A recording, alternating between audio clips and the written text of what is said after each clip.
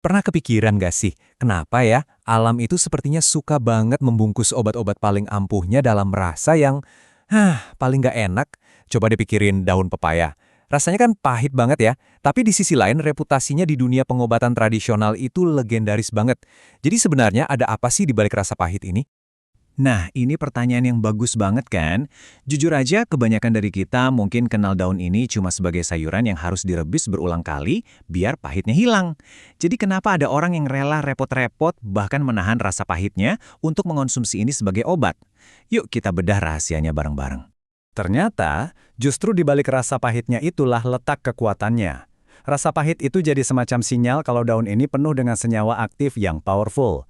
Dari resep turun-temurun buat melawan demam berdarah, sampai sekarang diteliti di laboratorium sebagai agen anti kanker, wah potensinya ini bukan main-main.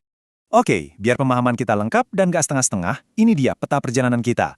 Pertama, kita kenalan dulu sama si superfood pahit ini, terus kita lihat manfaat-manfaat kerennya, kita dalami hubungannya sama demam berdarah, lalu kita intip sisi gelapnya, yaitu resiko dan efek samping, dan terakhir, yang paling penting, gimana cara pakainya yang aman. Siap? Yuk kita mulai. Oke, kita masuk ke bagian pertama. Biar kita ngerti kekuatannya, kita perlu ngintip dulu nih isi dapur kimianya. Apa aja sih bahan-bahan rahasia yang bikin daun pepaya ini begitu spesial? Nah ini dia nih para bintang utamanya. Ada yang namanya enzim papain. Bayangin aja dia ini kayak gunting super canggih yang bantu memecah protein biar gampang dicerna. Terus ada flavonoid, ini kayak pasukan pengawal pribadi buat sel-sel tubuh kita dari kerusakan. Perpaduan maut inilah yang jadi sumber kekuatan sekaligus sumber risikonya. Sekarang kita masuk ke bagian yang paling ditunggu-tunggu, manfaatnya. Dengan senjata-senjata kimia yang tadi kita bahas, hal-hal baik apa aja sih yang bisa dilakukan daun ini buat tubuh kita? Inilah dia, sisi manis dari si daun pahit. Manfaat pertama yang sering banget dibicarakan, terutama dalam pengobatan tradisional, adalah kemampuannya buat bantu jaga kestabilan gula darah. Isu kesehatan yang relevan banget buat banyak orang zaman sekarang kan? Jadi, ada penelitian pada hewan yang hasilnya cukup menjanjikan. Katanya sih, ekstrak daun ini bisa bikin kerja insulin lebih efisien dan bahkan melindungi sel-sel penting di pankreas. Eits, tapi tunggu dulu, penting banget buat dicatat. Ini baru studi pada hewan ya, perjalanannya masih panjang banget sebelum kita bisa bilang ini efektif untuk manusia. Selanjutnya, kita ngomongin soal perut. Nah, yang ini mungkin banyak yang relate nih. Pernah kan ngerasa kembung atau begah habis makan besar? Ternyata, daun pepaya ini secara tradisional sering dipakai buat ngatasin masalah itu. Dan pahlawannya cuma satu, enzim super. Yap, pahlawannya adalah papain. Coba bayangin, papain ini kayak asisten koki di dalam perut kita. Dia yang bantu motong-motongin protein bandel dari daging atau kacang-kacangan jadi potongan super kecil yang gampang diserap tubuh. Hasilnya, proses cerna jadi lebih mulus, dan keluhan kayak gas atau kembung bisa jadi berkurang. Oke, sekarang kita masuk ke topik yang paling heboh sekaligus paling butuh kehati-hatian, yaitu soal potensi anti kankernya. Jadi gini, di dalam tabung reaksi di laboratorium, ekstrak daun pepaya ini emang terbukti bisa menghambat pertumbuhan beberapa jenis sel kanker. Keren banget kan? Tapi ada tapi besarnya, apa yang berhasil di cawan Petri belum tentu berhasil di tubuh manusia yang kompleks. Jadi, ini sangat menjanjikan, tapi masih terlalu dini untuk bilang ini adalah obat kanker. Jelas ya? Lah, kalau yang satu ini, bisa dibilang ini kartu asnya daun pepaya, apalagi di negara kita, Indonesia. Perannya dalam membantu penanganan demam berdarah. Ini yang bikin namanya melambung tinggi. 400 juta. Coba bayangkan angka itu. Sebanyak itulah kira-kira orang di seluruh dunia yang kena demam berdarah setiap tahunnya. Angka yang luar biasa besar ini nunjukin betapa pentingnya kita punya terapi pendukung yang efektif, mudah didapat, dan terjangkau. Jadi gimana sih cara kerjanya? Sebenarnya cukup sederhana.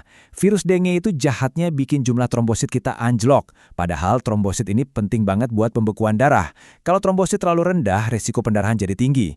Nah, beberapa studi klinis pada manusia, ingat ya, ini pada manusia, menemukan kalau ekstrak daun pepaya bisa secara signifikan bantu naikin lagi jumlah trombosit itu. Semua manfaat tadi kedengarannya luar biasa ya? Tapi, tunggu dulu. Seperti pedang bermata dua, semua hal yang punya kekuatan besar itu pasti punya sisi lain yang harus kita waspadai. Kekuatan daun pepaya ini juga datang sepaket dengan resiko yang wajib kita pahami. Nah, kita sampai di bagian keempat. Inilah kebenaran pahit lainnya dari daun pepaya.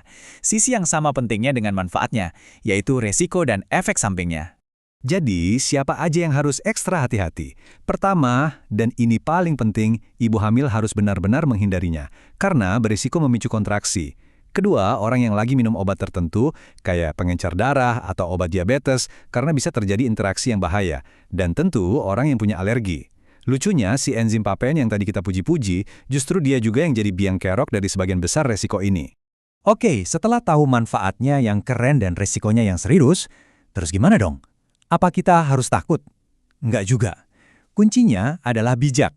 Di bagian terakhir ini, kita akan bahas cara berkenalan dengan tanaman kuat ini secara aman dan penuh hormat.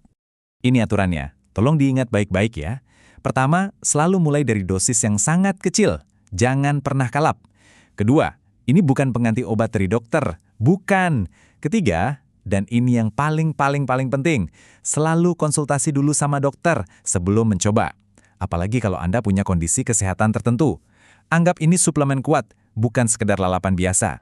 Nah, kalau ya, Anda udah dapat lampu hijau dari dokter, ini cara paling umum untuk menyiapkannya. Prosesnya gampang, cuci bersih, blender pakai sedikit air, peras sarinya pakai kain, lalu minum. Tapi ingat, poin terpenting ada di takarannya.